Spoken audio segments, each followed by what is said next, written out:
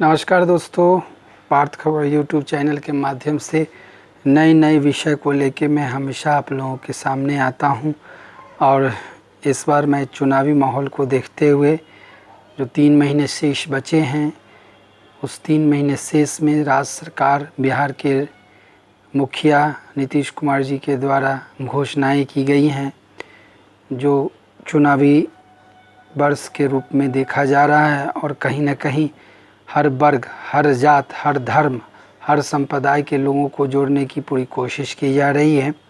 नीतीश कुमार अभी फ़िलहाल एनडीए के मुख्यमंत्री हैं और एनडीए के मुख्यमंत्री होने के नाते, सरकार के मुखिया होने के नाते उनकी एक घोषणा विपक्षी गठबंधन के दलों के द्वारा चुनावी एजेंडा कहा जा रहा है।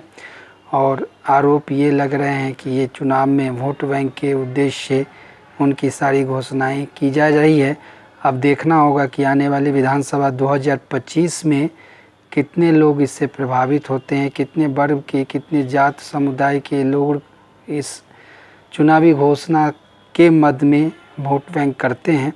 लेकिन उससे पहले मैं कोशिश करता हूं कि राज्य सरकार द्वारा जो घोषणाएं की गई हैं, नीतीश कुमार जी के द्वारा जो घोषणाएं की गई है, कैबिनेट के माध्यम से जो मोहर लगी है, उसको आपके सामने में रखूं तो विगत अगर 1 महीने का ग्राफ देखेंगे तो मुख्यमंत्री और राज्य सरकार ने खास करके त्रिस्तरीय पंचायत प्रतिनिधियों के पेंशन की व्यवस्था तो नहीं, लेकिन उनकी मानदेय में 3 गुना वृद्धि की है। और किसी भी समय अगर उनकी मृत्यु हो जाती है तो उस मृत्यु के एवज में राज्य सरकार उन्हें 5 लाख रुपया देगी। साथ में मुख्यमंत्री सहायता से उनकी चिकित्सक व्यवस्था की भी राज्य सरकार जिम्मेदारी के तौर पे उठाएगी। और प्रत्येक पंचायत भवन में विवाह भवन बनने का भी प्रखंड स्तरीय योजना है। दीदी की रसोई प्रखंड स्तर तक जाए, ऐसी भी संस्थाएं चलेंगी। तो ये सब विगत महीने से लाया जा रहा है। लेकिन फ़िलहाल जो नवगठित मंत्रिमंडल की घोषणाएं हैं, उस घोषणा में 1,11,22,000 लोगों का सामाजिक सुरक्षा पेंशन 400 से बढ़ा के 1100 कर दिया गया है, जिसको लेके विपक्ष के लोगों ने काफ़ी हंगामा किया कि चुनाव आ रहे हैं, वोट बैंक लेना है। तो इसलिए उन्होंने चुनाव के आनन फानन आने से कुछ दिन पहले ही ये घोषणाएं की हैं। 400 से 1100 वृद्धा पेंशन योजना के तहत अब बुजुर्ग लोगों को दिया जाएगा। 94 लाख गरीब परिवारों बीपीएल को 2 लाख रुपये दिए जाएंगे रोजी रोजगार के उद्देश्य से। 52 लाख आंगनबाड़ी बच्चों को हर साल पोशाक, जीविका दीदियों को सालाना 200 करोड़ रुपए का ऑर्डर मिलेगा। और इसी ऑर्डर के माध्यम से जीविका दीदी सरकार के विभिन्न विभागों में अपने हाथ से बनाए हुए प्रोडक्टों को लेके जाएंगे। उसके अलावा बिहार सरकार के 4 लाख महिला कर्मियों को आवास सुविधा मिलेगा।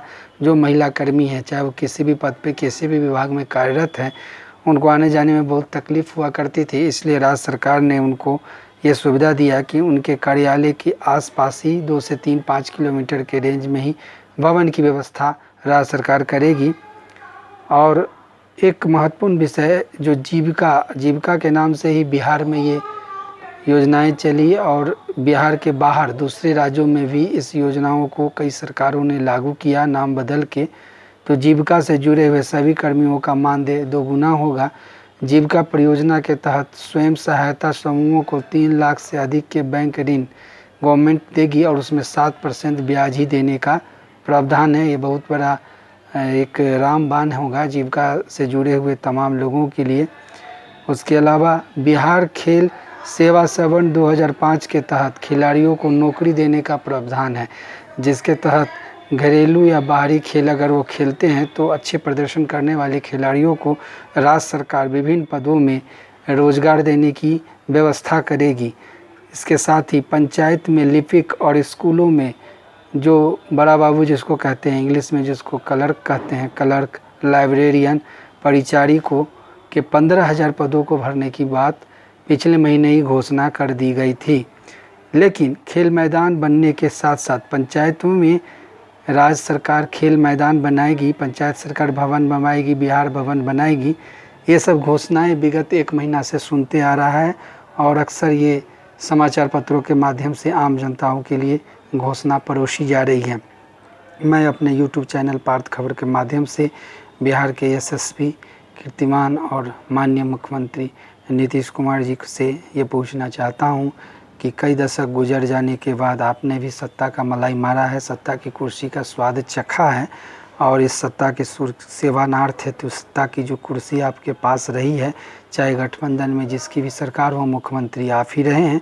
सीमांचल कोसी क्षेत्र में पलायन, बाढ़, उद्योग धम परिवर्तन, रोजगार पे कोई विशेष पैकेज आपने आज तक नहीं दिया है, जबकि सीमांचल के जो पूर्णिया, कटिहार, किशनगंज, अररिया, सहरसा, सुपौल, मधेपुरा यानी कि 4-3-7 जिलों में आज सबसे बड़ी समस्या पलायन की है, रोज़गार की है और यहाँ पे बाढ़ की भी विभीषिकाएँ होती हैं, साथ में सुखाड़ की भी विभीषिकाएँ होती हैं और इस परिस्थिति में विशेष पैकेज की मांग आप पहले पूर्व में किया करते थे, लेकिन अब इन क्षेत्रों में उद्योग जैसे विषयों पे कोई चर्चा नहीं है।